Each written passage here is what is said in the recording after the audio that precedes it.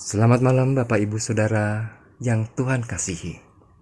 Bersatu hati dalam doa, Selasa 27 Desember 2022. Saya beri judul, Perintah Tuhan itu mudah. Sebelum kita sama-sama renungkan firman-Nya ini, mari kita berdoa. Tuhan, bukalah hati dan pikiran kami untuk merenungkan firman-Mu sebelum kami tidur dan terlelap malam ini. Amin. Bacaan Alkitab kita diambil dari 1 Yohanes 5, ayatnya yang pertama sampai ayatnya yang ke-12. 1 Yohanes 5, ayatnya yang pertama sampai ayatnya yang ke-12. Setiap orang yang percaya bahwa Yesus adalah Kristus, lahir dari Allah, dan setiap orang yang mengasihi Dia yang melahirkan, mengasihi juga Dia yang lahir daripadanya. Inilah tandanya bahwa kita mengasihi anak-anak Allah, yaitu apabila kita mengasihi Allah serta melakukan perintah-perintahnya. Sebab inilah kasih kepada Allah, yaitu bahwa kita menuruti perintah-perintahnya.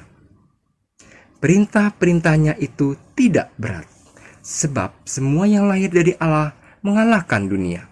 Dan inilah kemenangan yang mengalahkan dunia, iman kita.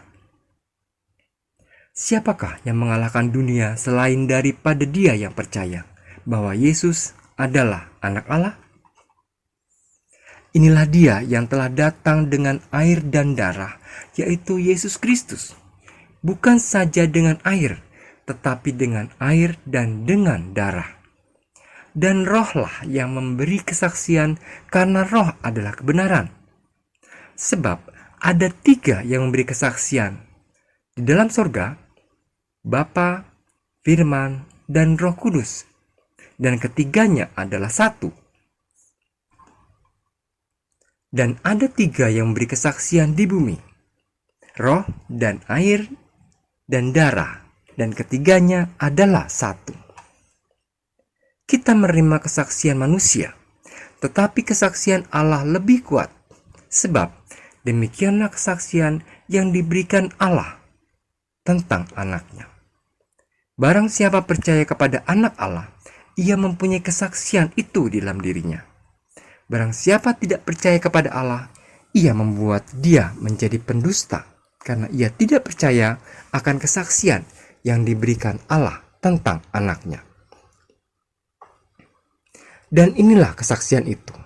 Allah telah mengaruniakan hidup yang kekal kepada kita, dan hidup itu ada di dalam anaknya. Barang siapa memiliki anak, ia memiliki hidup. Barang siapa tidak memiliki anak, ia tidak memiliki hidup. Demikian firman Tuhan. Saudara-saudara yang Tuhan kasihi, setiap hal yang terjadi dalam hidup kita tidak pernah terlepas dari pandangan Allah.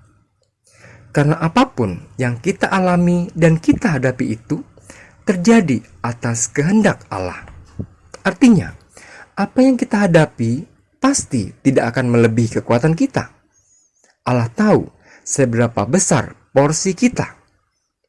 Allah pasti akan memberikan segala sesuatunya sesuai dengan porsi kita masing-masing. Berat atau ringan sebenarnya tergantung bagaimana kita memandangnya. Kalau kita bilang berat, ya pasti akan terasa berat. Kalau kita bilang ringan, ya tentu akan terasa ringan.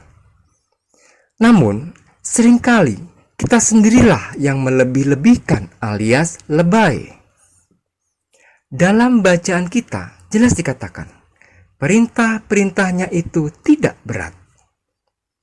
Apa yang dikatakan penulis surat ini tentu ada penjelasannya. Yang pertama, kita tentu percaya bahwa Kristus, Yesus, itu adalah anak Allah, bukan? Jika kita mengasihi Allah, maka kita juga pasti akan mengasihi Yesus sebagai anak Allah. Yang kedua, jika kita mengasihi Allah, kita juga akan mengasihi sesama kita, yaitu setiap orang yang juga percaya kepadanya dan menuruti perintah-perintahnya. Dan yang ketiga, peraturan yang Tuhan berikan bukan untuk dilanggar dengan berdalih bahwa peraturan itu berat. Peraturan itu harus kita taati. Peraturan yang Tuhan berikan itu sebenarnya agar kita hidup di dalam iman, pengharapan, dan kasih.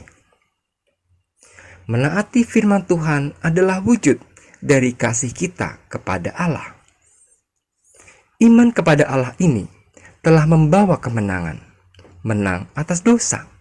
Dengan begitu kita akan memiliki kemampuan untuk mengalahkan tantangan dunia ini. Dan yang terakhir, menjadi pelaku firman tentu tidak mudah. Mungkin kita akan menghadapi tantangan yang sulit. Itulah tantangan iman. Di sini akan terbukti apakah kita memang mengasihi Allah atau kita mengalah dengan kesulitan yang kita hadapi. Saudara-saudara, saat menghadapi kesulitan, ingatlah bahwa Tuhan telah memberikan kita kemenangan iman. Itu adalah kekuatan kita. Benar bukan? Perintah-perintahnya itu tidak berat. Amin. Mari kita berdoa. Bapa yang baik, terima kasih karena Engkau telah mengasihi kami. Ajarlah kami untuk selalu menaati firman-Mu dan mengasihi sesama kami sebagai wujud kasih kami kepadamu. Dalam kasih-Mu yang akan terus melingkupi kami sepanjang tidur kami malam ini. Amin.